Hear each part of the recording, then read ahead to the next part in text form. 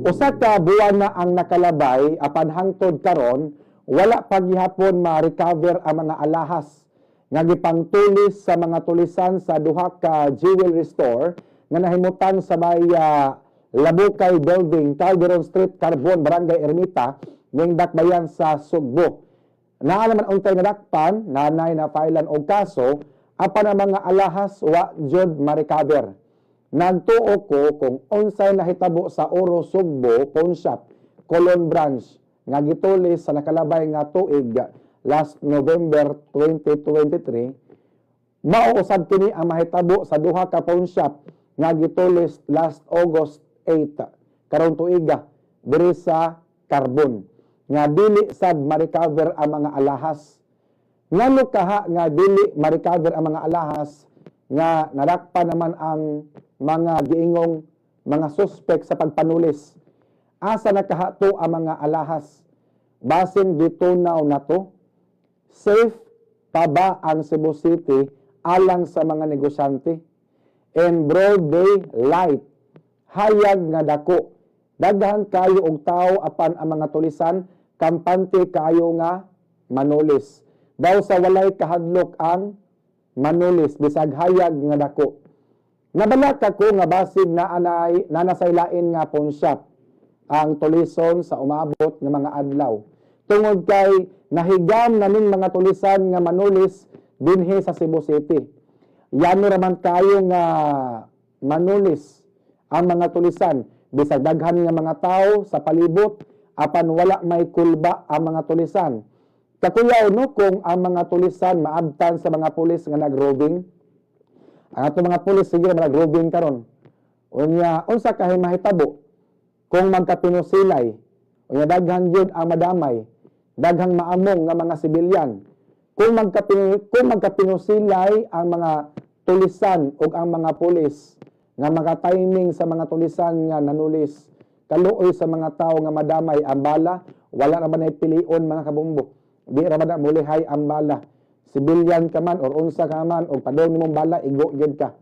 Kung panangitan si Mako naitulis ka mahitabo sa usa ka pawn shop, matimingan na pod nga naay pulis nga mag-roving, unyang magkapinusilay ba, luoy intaw ang mga tao nga nasa palibot nga maamong inig magpinusilay na.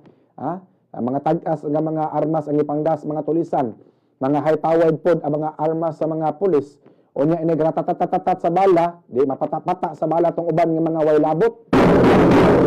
Importante usab kayo ang mga CCTV camera aron makatabang sa pagdaila sa mga tulisan.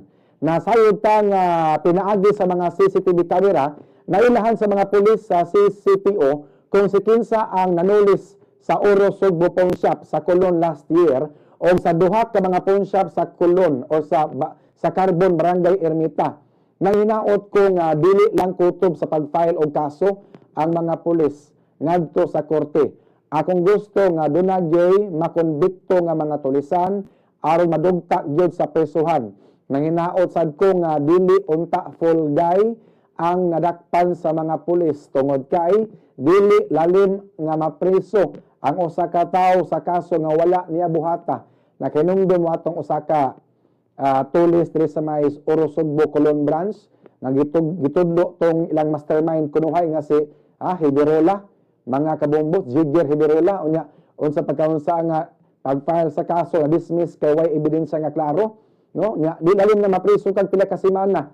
Nakapasa sa bar exam to si Jigger Hiderola, wa intaw to makapanumpa dayon kay napriso pa siya mga kabombo kay gipasangin lang nga mastermind sa pagpanulis. Unya dahito na dismiss kay nagpataka lag turo ang giingon nga mga suspect sa pagpanulis sa Oro Sugbo mga kabombo. Mo na ako gusto ko nga dili unta full guy ang managpan sa mga pulis kay dili lalim nga mapriso ka nga wa kaysa mga kabombo. Unya nanginaot sad ko nga unta walay tulis mi nga nahitabo. Kay bawo mo unsa nang tulis mi? Kada bang scripted nga pagpanulis. Kadaghan naman ni gitulis ang Oro Sugbo dinhi sa Cebu City. Murag ikatulo or ikaduha naman tingali ni. Nya katupong pawn shop nga gitulis Trace by Carbon, una mo isuwat sa gawas Oro Sugbo. Basin Oro Sugbo para diha sa una mga kabumbo. Dili maayo nga ang Cebu City permi na ay tulis nga dagko nga mahitabo. Makapahadlok ni sa mga negosyante. Ikaw negosyante ka, ganahan ka mabuog puhunan sa usa ka syudad nga naay mga tulis nga mahitabo. Makuyawan ka Makuyawan ka nga basin ang mga negosyo, tulison po ng imong nga business establishment. Ganahan pa ka nga mabuog puhunan sa usa ka syudad nga sa gunsod ang tulis. Natural, dili nimo isalig ang imuhang puhunan nga minilyon sa usa ka lugar nga daghang tulis. Mao na akong gusto mahitabo nga mapuo ang mga tulisan aron di na ni magsigig panulis diri sa Cebu City aron po nga kanang ang dunay kuan ba kanang pagsalig ang mga negosyante nga mubuog dagko nga puhunan dinhi sa dakbayan sa Sugbo mga kabungbo. Sa